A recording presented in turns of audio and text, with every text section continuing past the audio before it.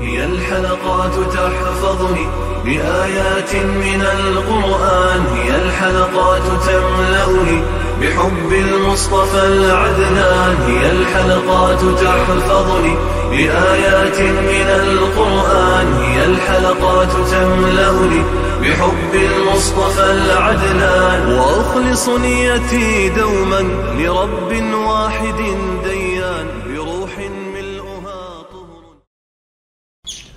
Sure Furqan tefsiri 48. ayetinden başlayıp okuyayımız inşallah. Bismillah, elhamdülillah ve salatu ve selamu ala Resulillah. Esselamu aleyküm ve rahmetullahi ve berekatuhu. Dövende diktanlığa İbn Kesir rahimahullah'ın Kur'an-ı Kerim tefsiri Uygurca tercümesi Furqan suresi 48. ayetinden başlayıp okuyayımız inşallah. Ba'de euzu billahi mineşşeytanirracim. Allah'ın rahmetini, yani yağmurunu yağdırış aldıda şamalını hoş haber kılıp evetti. Allah rahmetini, yani yağmurunu yağdırış aldıda şamalını hoş haber kılıp evetti.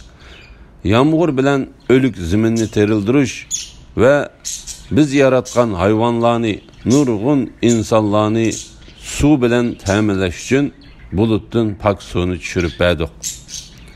Ulanı vəzi nəsiyyət alsın deb, yağmurunu ulanın arasında təqsim qıldıq. Yani gah o yerge, gah bu yerge yağdırdık. İnsanların tolusu Allah'a küfürlük kılıdı. Bulamı hem Allah Teala'nın mükemmel kudretini ve onun katlı hükümranlığını gösteren delil paketlerinin katardındır. Allah Teala şamallarını onun arkasından bulutlarının kilidğanlığı bilen hoş haber bişaretçi kılıp evetti.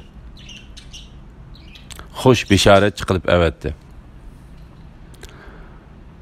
Şamallar her xil vazifege tayinlengen bulup, ular her türlük buludu. Şamallarının içinde bulutunu qozgaydigan şamal, bulutunu kötürüdigan şamal, bulutunu haydaydigan şamal, bulut kelişten burun hoş bişaretçi bulup keladigan şamal.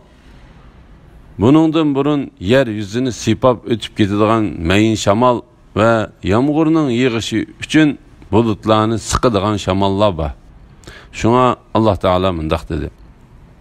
Yağmur bilen ölük ziminni terildiriş ve biz yaratkan hayvanlarını, nurgun insanlarını su bilen teminleş için bulutun pak suyunu düşürüp verdik. Yani pakizlenadigan suyunu düşürdü. Ebu Sa'id'nin mundaq deganligi rivayet qilindi. Peygamber aleyhisselam'a, ey Allah'ın peygamberi, biz buza'a quduqining suyu bilen taharet alsak bo'lamdi? U sesiq narsalar ve it go'shtlari tashlanadigan quduqdir deyildi. Peygamber aleyhisselam, shak shubhisizki su pakdir. Onu bir narsa paskini qilolmaydi dedi. Bu hadisini İmam Şafii, İmam Ahmed, Ebu Davud, Tirmizi ve Nesai qatorliqlar rivayet qildi. Allah Teala'nın yağmurunu yağdırışı hiç qandaq ösümlük mü ösmey qaqas halıtıda yağmurunu uzundan beri saqlavatqan ziminni terildiriş üçündür. O ziminga yağmur yaqqan aman zimin yaşırdı ve xil rengarenk çiçeklerini ve ösümliklerini ündürüp çıkırdı. Allah Teala bu vaqtda mundaq dedi. Allah Teala'nın ölgenlerini qayta terildirishga qodir ekanligini ko'rsatadigan yana bir dalil shuki, sen ziminni qaqas ko'rsan, onunga biz yağmur yağdırsak, u canlanadi ve köpüşidi.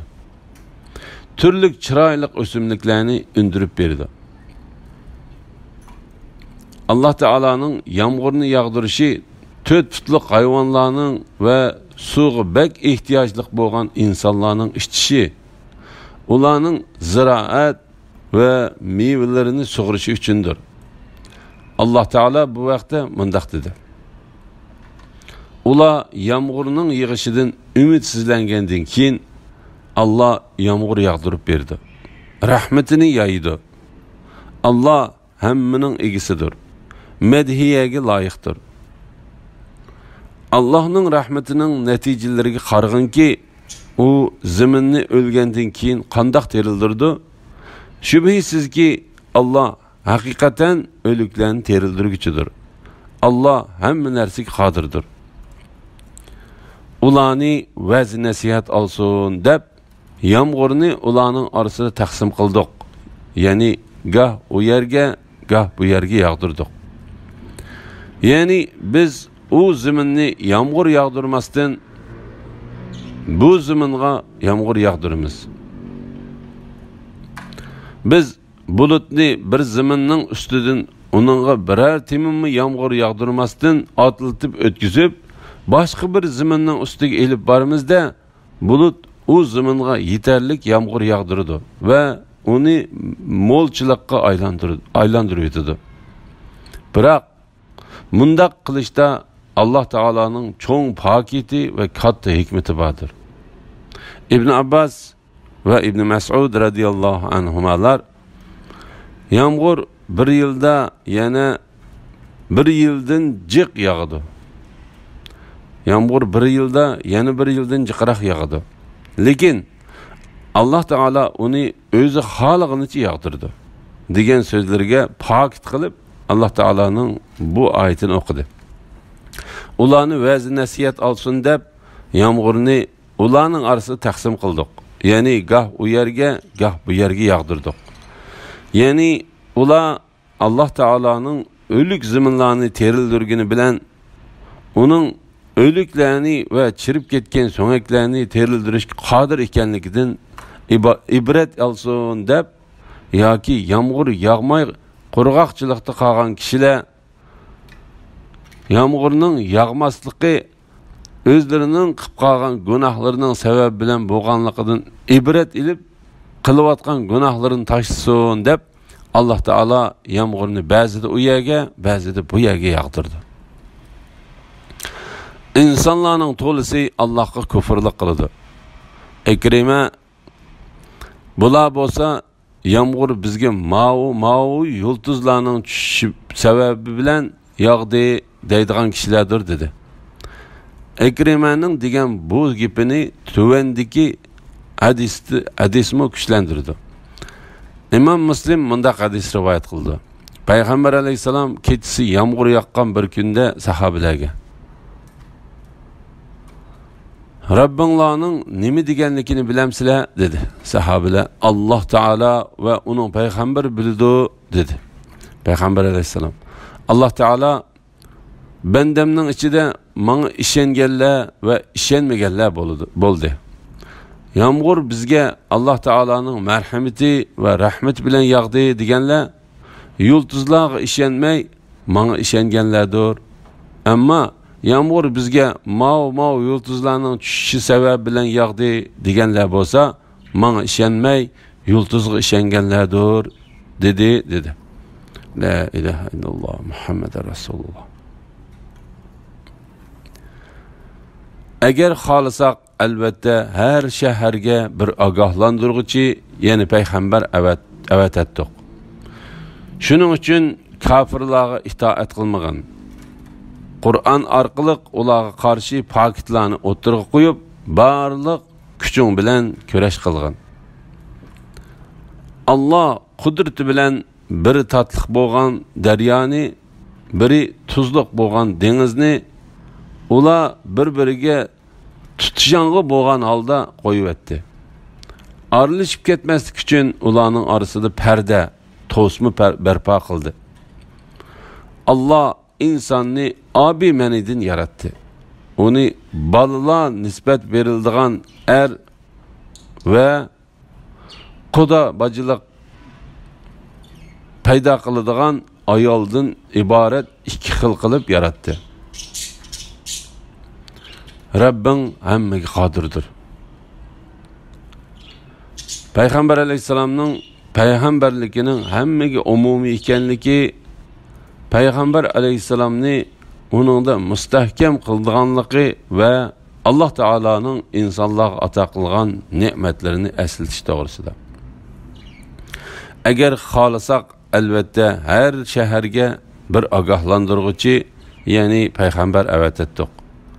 Ya'ni agar xohlasak albatta her shaharga shahar kishilarini Alloh taolo tarafiga chaqiradigan payg'ambar avatdik. Lekin biz ey Muhammad sallallohu alayhi vasallam, yer yuzidagi kishilarning hammasiga payg'ambar bo'lishni sana xos qildik va seni ularga Qur'onni yetkazishga buyurdik. Alloh taolo bu vaqtda mundaq dedi: ey Muhammad sallallohu alayhi vasallam, aytqinki, mening payg'ambarligimning rostligi uchun qaysi narsa eng cho'ng guvoh?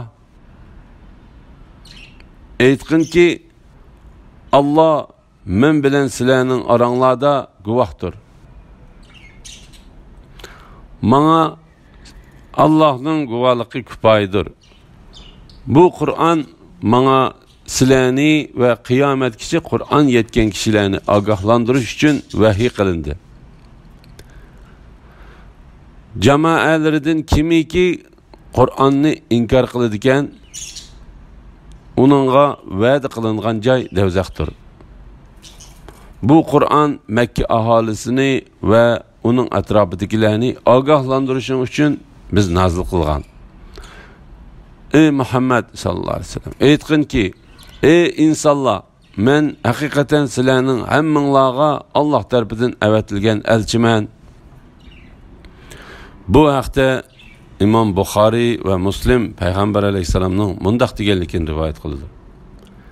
Men qizil ranglik va qora ranglik kishilarga payg'ambar qilinib avatildim.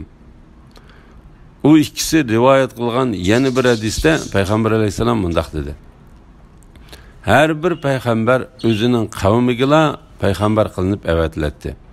Men butkul insonlarga, kishilarga payg'ambar qilinib avatildim. Şuna Allah Teala mundaq dedi: Shuning uchun kofirlarga itoat qilmagan, Qur'on orqali ularga qarshi paketlarni o'tirib qo'yib, barliq kuching bilan kurash qilgin. Allah Teala payg'ambar alayhisalomni kofirlar bilan barliq kuchi bilan kurash qilishga buyurib mundaq dedi: Ey payg'ambar sallallohu alayhi vasallam, kofirlarga va munofiqlarga qarshi jihad qilgin. Ularga qarshi g'azot qilish ve korkunç seliş bilen qattiq muamele qilgan. Allah kudreti bilen biri tatliq bo'lgan daryoni, biri tuzluq bo'lgan dengizni ular bir-biriga tutishang'u bo'lgan holda qo'yib etdi. Bu oyatning ma'nosi haqida Ibn Jurayj, Allah Teala tatliq ve tuzluq iki xil suvni yaratdi. Tatliq suv bo'lsa daryolarning, bulaqlarning ve quduqlarning suvlaridir. Mana bu suyu tatliq, süzük bo'lgan daryodir, dedi. Ayetga berilgan bu ma'noni Ibn Jarir to'g'ri deb qaradı. Bu ayetning ma'nosining shundoq bo'lganligida shak yo'q. Chunki jahonda tish turadigan ve suyu tatliq dengiz yo'qdir. Allah Teala bendilerini şükür etsin deb ularga berilgan ne'matlarni eskartish uchun ularga jahonda amaliyotda bor bo'lgan ishlardan xabar berdi. Tatliq dengiz bo'lsa kishilarning orasida iqib yurgan suvlardir. Allah Teala uni kishilarning va ularning ziminlarining yetarli suvga bo'lgan ehtiyojiga qarata daryolar va buloqlar qilib ularning orasiga bo'ldi. Biri tuzluq bo'lgan dengizni ular bir-biriga tutishang'u bo'lgan holda qo'yib etdi. Yani suyu ishkili bo'lmaydigan tuzluq dengizdir. Bu bo'lsa sharq va g'arbda yeyilgan dengizlar bo'lib, uning tarmoqlari Qalzum dengizi, Yaman dengizi, Busra dengizi, Paris dengizi, Boxay dengizi, Hindi dengizi, Rum dengizi ve Xazara dengizi deb tonilib kelgan ve shuningdek akmay tinch turadigan, lekin qish ve qattiq shamol chiqqanda do'lqinlaydigan dengizlardir. Dengizlarda suv tetish ve suv yig'ilish yuz beradi. Dengizlarda suv teshish ve suv yig'ilish yuz beradi.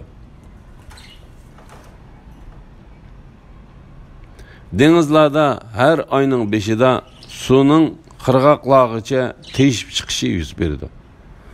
Ayning oxirlariga kelganda suv yig'ilishga boshlab, hatto asldagi holatiga kelib qoldi. Yangi ay kirib 14 kun bo'lguncha suv ovib, dengizning qirg'oqlarigacha chiqishga boshlaydi. Ayning 14-kunidan keyin suv yana yig'ilishga qarab mangdi. Qudratli Allah Taala dengizlarning mushu odat bilan davom etishini shakllantirdi. Allah Taala dengizlarning sababi bilan havoning bulg'anishi yuz berib, dunyodagi barliq narsalar halok bo'lmasin va dengizlarning ichidagi hayvonlarning o'lib qolishi bilan yer yuzida bulg'anish paydo bo'lmasin deb barliq oqmay tinch turadigan mushu dengizlarning suyini tuzliq qilib yaratdi. La ilaha illalloh Muhammad Rasululloh. Dengizning suyi tuzliq bo'lsa, uning havosi saf. Uningda o'lgan hayvon pokiz bo'ladi. Shuna Payg'ambar alayhisalomdan dengizning suyi bilan tahorat olsak bo'lamdi deb so'ralganda, u dengizning suyi pokizdir, o'ligi haloldir deb javob bergan. Bu hadisni İmam Malik, Shafiy, Ahmad ibn Hanbal, Abu Davud, Tirmizi, Nasa'i va Ibn Majahlar rivoyat qilgan. Ayrılışıp ketmeslik üçün ularning orasida parda to'sma barpo qildi. Ya'ni tatliq suv bilan tuzliq suv ayrılışıp ketmasin deb ularning orasida quruq zamindan iborat to'sma paydo qildi. Allah Taala bu vaqtda mundaq dedi. U ikki dengizni biri tatliq, biri ochiq oqqizdi. Ular uchrashidi. Ularning orasida to'sma bo'lib, bir-biriga qo'shilib ketmaydi. Ey insonlar, jinlar, Rabbinglarning qaysi ne'matlarini inkor qilasizlar? Zaminni insonlarga va hayvonlarga turalg'a qilgan, uning turli taraflarida daryolarni oqqizgan, uning ustida tavrab ketmaslik uchun tog'larni o'rnatgan, ikki dengiz orasida, ya'ni tatliq suv bilan sho'rliq suv orasida ayrılışıp ketmaslik uchun to'saqlarni qilgan kim? Allohdan boshqa iloh bormi?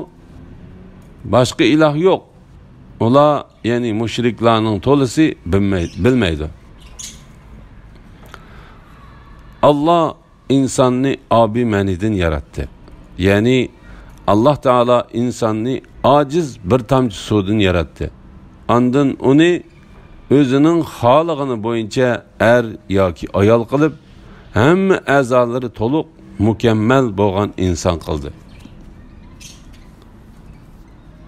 Uni balalar nisbat beriladigan er va qudubachilik paydo qiladigan ayoldan iborat ikki xil qilib yaratdi.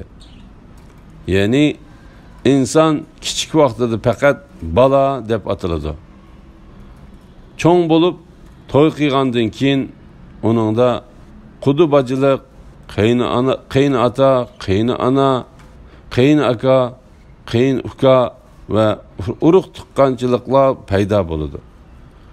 Mana bularning hammasi oddiy bir suvdan paydo bo'lgandir. Shunga Alloh Taala mundaq dedi.